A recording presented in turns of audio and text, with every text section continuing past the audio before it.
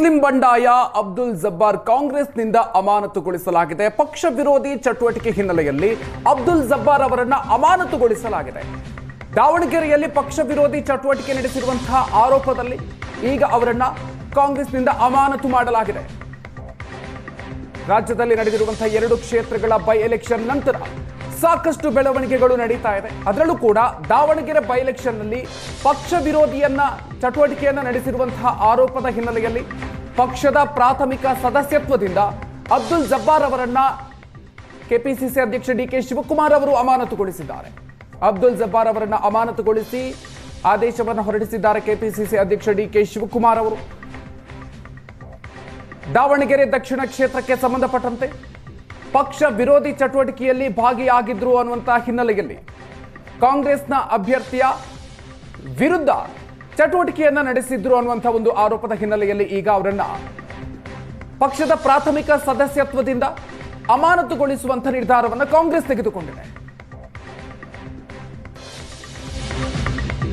ದಾವಣಗೆರೆಯಲ್ಲಿ ಜಬ್ಬಾರ್ ಪಕ್ಷ ವಿರೋಧಿ ಚಟುವಟಿಕೆಗೆ ಈಗ ಸಾಕ್ಷ್ಯ ಸಿಕ್ಕಿದ್ಯಾ? ಹಾಗಾದ್ರೆ ಅಬ್ದುಲ್ ಜಬ್ಬಾರ್ ಮಾತನಾಡಿರುವಂತಹ ಆಡಿಯೋ ಡಿಕೆ ಶಿವಕುಮಾರ್ ಅವರಿಗೆ ಸಿಕ್ಕಿರುವ ಮಾಹಿತಿ ಲಭ್ಯ ಆಗ್ತಾ ಇದೆ. ಸೂಕ್ತ ದಾಖಲೆ ಸಿಕ್ಕ ಕೂಡಲೇ ಜಬ್ಬಾರ್ ವಿರುದ್ಧ ಈ ಒಂದು ಕಠಿಣ ಕ್ರಮವನ್ನು ತೆಗೆದುಕೊಳ್ಳೋದಕ್ಕೆ ಕೆಪಿಸಿಸಿ ಅಧ್ಯಕ್ಷರು ನಿರ್ಧಾರವನ್ನ ಮಾಡಿದ್ದಾರೆ ಅನ್ನುವಂಥ ಮಾಹಿತಿಗಳು ಬರ್ತಾ ಇದೆ. ದಾವಣಗೆರೆಯಲ್ಲಿ ಜಬ್ಬಾರ್ ಅವರು ಪಕ್ಷ ವಿರೋಧಿ ಚಟುವಟಿಕೆಗೆ ಸಂಬಂಧಪಟ್ಟಂತೆ ಸಾಕ್ಷ್ಯವನ್ನ ಪಡ್ಕೊಂಡ ನಂತರ, ಸಾಕ್ಷ್ಯ ಸಂಗ್ರಹ ಆದ ನಂತರವೇ ಈ ಒಂದು ಕ್ರಮಕ್ಕೆ ಕೆಪಿಸಿಸಿ ಅಧ್ಯಕ್ಷರು ಮುಂದಾಗಿದ್ದಾರೆ ಅಂತ ಅನ್ನುವಂತ ಮಾಹಿತಿಗಳು ಬರ್ತಾ ಇದೆ. ಅಬ್ದುಲ್ ಜಬ್ಬಾರ್ ಆಡಿರುವಂತಹ ಆಡಿಯೋ ಡಿಕೆ ಶಿವಕುಮಾರ್ ಅವರಿಗೆ ಸಿಕ್ಕಿದೆ ಅನ್ನುವಂತ ಮಾಹಿತಿ. ಈ ಸೂಕ್ತ ದಾಖಲೆ ಸಿಕ್ಕ ಕೂಡಲೇ ಜಬ್ಬಾರ್ ವಿರುದ್ಧ ಈ ಒಂದು ಕಠಿಣ ಕ್ರಮಕ್ಕೆ ಮುಂದಾಗಿದ್ದಾರೆ ಕೆಪಿಸಿಸಿ ಅಧ್ಯಕ್ಷ ಡಿಕೆ ಶಿವಕುಮಾರ್.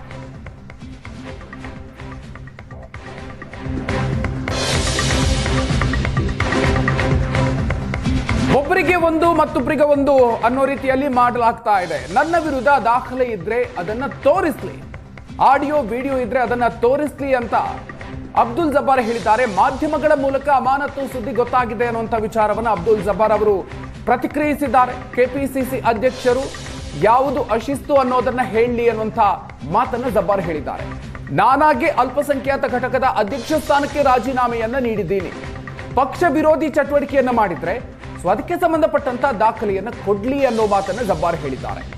ವೇದಿಕೆ ಮೇಲೆ ನಿಂತು ಬಿಜೆಪಿ ಗೆಲ್ಲಿಸಿ ಅಂದವರ ಮೇಲೆ ಕ್ರಮ ತಗೊಂಡಿಲ್ಲ. ಶಾಮನೂರು ಶಿವಶಂಕರಪ್ಪ ಕುಟುಂಬಕ್ಕೆ ಯಾಕೆ ಟಿಕೆಟ್ ಕೊಡಬೇಕು? ಮುಸ್ಲಿಮರಿಗೆ ಕೊಡದಿದ್ರೆ ಕುರುಬರಿಗೆ ಕೊಡಿ ಅಂತ ಕೇಳಿದ್ವಿ ಅಂತ ಜಬ್ಬಾರ್ ಹೇಳಿದ್ದಾರೆ. ಎಂಎಲ್ಸಿ ಅಬ್ದುಲ್ ಜಬ್ಬಾರ್ ಅವರನ್ನ ಈಗ ಕಾಂಗ್ರೆಸ್ ಪ್ರಾಥಮಿಕ ಸ್ಥಾನದಿಂದ ಅಮಾನತನ್ನ ಮಾಡಿದ್ದಾರೆ. ಅವರೇ ನಮ್ಮ ಜೊತೆ ಇದ್ದಾರೆ, ನಾನು ಅವ್ರನ್ನೇ ಮಾತನಾಡಿಸ್ತಾ ಹೋಗ್ತೀನಿ. ಸರ್, ನೀವು ಯೂತ್ ಕಾಂಗ್ರೆಸ್ ಇಂದ ಬಂದಂಥವ್ರು, ನಿಮ್ಮನ್ನ ಈ ತಕ್ಷಣದಿಂದ ಜಾರಿಗೆ ಬರುವಂತೆ ಅಮಾನತು ಮಾಡಿದ್ದೀವಿ ಅನ್ನುವಂತಹ ಆದೇಶವನ್ನ ಹೊರಡಿಸ್ತಾರೆ ಕಾಂಗ್ರೆಸ್ ಪಕ್ಷದ ವತಿಯಿಂದ. ಬಹಳ ಆಶ್ಚರ್ಯ ಕೇಳಿ ನಿಮ್ಮ ಬಾಯಿಂದ. ನನಗೆ ಅಂಥವು ಯಾವ ತಪ್ಪು ಮಾಡಿದ್ದೀವಿ ಅಂತ ತಿಳಿಸಿಲ್ದಂಗೆ ನಮ್ಮ ಪಕ್ಷದವ್ರು ನನಗೆ ತೆಗ್ದಿರೋದು ನನಗೆ ಭಾಳ ಆಶ್ಚರ್ಯ ಆಗಿದೆ. ನನಗೇನು ಅದು ಲೆಟ್ರ್ ಬಂದ ಮೇಲೆ ಯಾಕೆ ಏನು ಅನ್ನೋದು ನಾನು ನೋಡ್ಕೊಂಡು ಓದ್ಕೊಂಡು ಅದ್ರ ಉತ್ತರ ಕೊಡ್ತೇನೆ. ಸರ್, ಇದನ್ನ ನಿರೀಕ್ಷೆ ಮಾಡಿದ್ರ ಸರ್? ಯಾಕಂದ್ರೆ ನೀವೇ ರಾಜೀನಾಮೆಯನ್ನ ಕೊಟ್ಟಿದ್ರಿ, ಅಲ್ಪಸಂಖ್ಯಾತ ಘಟಕದ ಅಧ್ಯಕ್ಷರಾಗಿದ್ದಂಥದ್ದು ಸ್ಥಾನಕ್ಕೆ ನೀವು ರಾಜೀನಾಮೆಯನ್ನ ಕೊಟ್ಟಿದ್ರಿ. ಆದ್ರೆ ಈಗಲೇ ನಿಮ್ಮನ್ನ ಅಮಾನತು ಮಾಡ್ತಾರೆ ಪ್ರಾಥಮಿಕ ಸ್ಥಾನದಿಂದ ಅನ್ನುವಂಥದ್ದೇನಾದ್ರೂ ನೀವು ಎಕ್ಸ್ಪೆಕ್ಟ್ ಮಾಡಿದ್ರ? ನಾವು ಎಕ್ಸ್ಪೆಕ್ಟ್ ಮಾಡಿಲ್ಲ. ಅಂಥದ್ದೇನು ನಾವು ತಪ್ಪು ಮಾಡಿಲ್ಲ. ಅವ್ರಿಗಿಂಥದ್ದೊಂದು ಅಂಥದ್ದು ತಪ್ಪು ಮಾಡಿದ್ದು ಕೈಯಾಗಿ ಸಿಕ್ಕಿದ್ರೆ ಏನಾದ್ರು ಮಾಡಿದರೆ ನಾವು ಒಪ್ಕೊಂತಿದ್ವಿ. ಇಂಥದ್ದು ಮಾಡಿದ್ಯಾ ನೋಡಪ್ಪ, ನಿನ್ನ ಹಿಂಗೆಲ್ಲ ತಪ್ಪು ಮಾಡಿದ್ಯಾ, ಹಿಂಗೆಲ್ಲ ಮಾಡಿದ್ದಕ್ಕೆ ನಾವು ನಿನ್ನನ್ನು ತೆಗಿತಾ ಇದ್ದೀವಿ ಅಂತ ಅವ್ರು ಹೇಳಿದರೆ ಅದಕ್ಕೆ ನಾನು ಒಪ್ಕೊತಿದ್ದೆ. ನನಗೇನು ಯಾವುದೇ ಏನು ಮಾಡಿದ್ದಾರೆ, ಯಾಕೆ ಮಾಡಿದರು ಅಂತ ಈಗ ತನಕ ನನಗೆ ಅರ್ಥ ಆಗಿಲ್ಲ. ಅದು ಬಂದ ಮೇಲೆ ನಾವು ಯಾಕೆ ಮಾಡಿದ್ದಾರೆ, ಏನು ಮಾಡಿದ್ದಾರೆ ಅಂತ ಹೇಳಿ ನೋಡ್ಕೊಂಡು ಮಾತಾಡ್ತೀನಿ. ಸರ್, ದಾವಣಗೆರೆ ದಕ್ಷಿಣದಲ್ಲಿ ನೀವು ಪಕ್ಷ ವಿರೋಧಿ ಕೆಲಸವನ್ನ ಮಾಡಿದ್ರಿ. ಅಲ್ಲಿ ಕಾಂಗ್ರೆಸ್ಗೆ ವೋಟ್ ಹಾಕಬೇಡಿ ಅಂತ ಹೇಳಿರೋ ಆಡಿಯೋ ಒಂದು ವೈರಲ್ ಆಗಿದೆ ಅನ್ನುವಂಥ ವಿಚಾರಗಳು ಕೂಡ ಕೇಳಿ ಬರ್ತಾ ಇದೆ. ಆ ಥರ ಏನಾದರೂ ನೀವು ಮಾತಾಡಿದ್ರಾ? ಇಲ್ಲಪ್ಪ, ನಾವೆಲ್ಲೂ ಮಾತಾಡಿಲ್ಲ. ಅದು ಆಕಸ್ಮಿಕ ಏನಾದ್ರು ಮಾತಾಡಿ ತೋರಿಸಿದ್ರೆ ಅದಕ್ಕೆ ನಾವು ಒಪ್ಕೊಳ್ತೀವಿ. ಈಗ ಮುಂದಿನ ನಡೆ ಏನಾಗಿರುತ್ತೆ ಸರ್? ನಿಮ್ಮನ್ನ ಆಲ್ರೆಡಿ ಅಮಾನತನ ಮಾಡಿದ್ದಾರೆ. ನೀವೇನಾದ್ರೂ ಸಿಎಂನ ಡಿ.ಸಿ.ಎಂನ ಭೇಟಿ ಆಗ್ತೀರಾ ಅಥವಾ ಹೈಕಮಾಂಡ್ ನಾಯಕರ ಜೊತೆ ಏನಾದರೂ ಮಾತುಕತೆಯನ್ನ ಮಾಡ್ತೀರಾ? ಅಲ್ಲ, ಈಗ ಡಿ.ಸಿ.ಎಂ ನನಗೆ ಅಮಾನತ್ ಮಾಡಿದ ಮೇಲೆ ಡಿ.ಸಿ.ಎಂ ಸಿ.ಎಂ ಕಾರಣದ ಕ್ವಶನ್ ಎಲ್ಲಿ ರೇಸ್ ಆಗ್ತದೆ?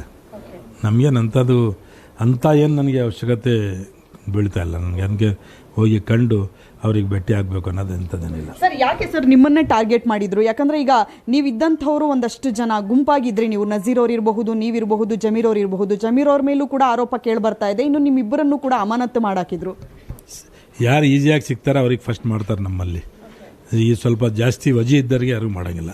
ವಜಿ ಇದ್ದರು ಎಷ್ಟೇ ತಪ್ಪು ಮಾಡಿದ್ರು ಸಹಿತ ಒಳಗೆ ಇಟ್ಕೊಂತಾರೆ. ಅಂದ್ರೆ ಯಾರು ಸರ್ ಅದು ತಪ್ಪು ಮಾಡಿದಂಥವ್ರು? ಅಲ್ಪಸಂಖ್ಯಾತರಲ್ಲೂ ಕೂಡ ಮಹಾನಾಯಕರೊಬ್ಬರು ಅಲ್ಲಿ ಕಾಣದ ಕೈವಾಡವನ್ನ ಮಾಡಿದ್ರು, ದಾವಣಗೆರೆಯಲ್ಲಿ ಕಾಂಗ್ರೆಸ್ ಅನ್ನ ಸೋಲ್ಸೋದಿಕ್ಕೆ ಪ್ರಯತ್ನವನ್ನ ಪಟ್ಟರು ಅಂತ ಹೇಳಿ ನಿಮ್ಮ ಅಲ್ಪಸಂಖ್ಯಾತರ ನಾಯಕರೇ ಆರೋಪವನ್ನ ಮಾಡಿದ್ರು. ಅದೇ ನಮ್ಮ ಹೆಗಲು ನಮ್ಮ ಮೇಲೇ ನಮ್ಮ ಹೆಗಲು ಇಟ್ಕೊಂಡೆ ನಮಗೆ ಗುಂಡು ಹೊಡೆಯೋದು. ಇದು ಹಳೆಯ ಪದ್ಧತಿ. ಇದು ಹಿಂಗೆಲ್ಲ ಮಾಡಿದರೆ ಸರಿ ಇರೋಂಗಿಲ್ಲ. ಎಲ್ಲರೂ ಒಗ್ಗಟ್ಟಾಗಿದ್ದು ನಾವು ಈ ಲಾಸ್ಟ್ ತನಕನೂ.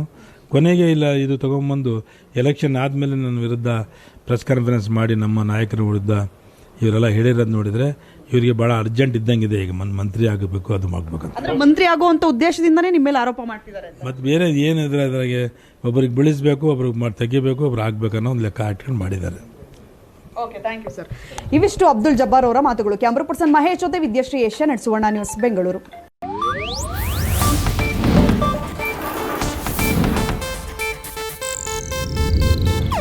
ಇದು ಏಷ್ಯಾನೆಟ್ ನ್ಯೂಸ್ ನೆಟ್ವರ್ಕ್ ಪ್ರಸ್ತುತಿ.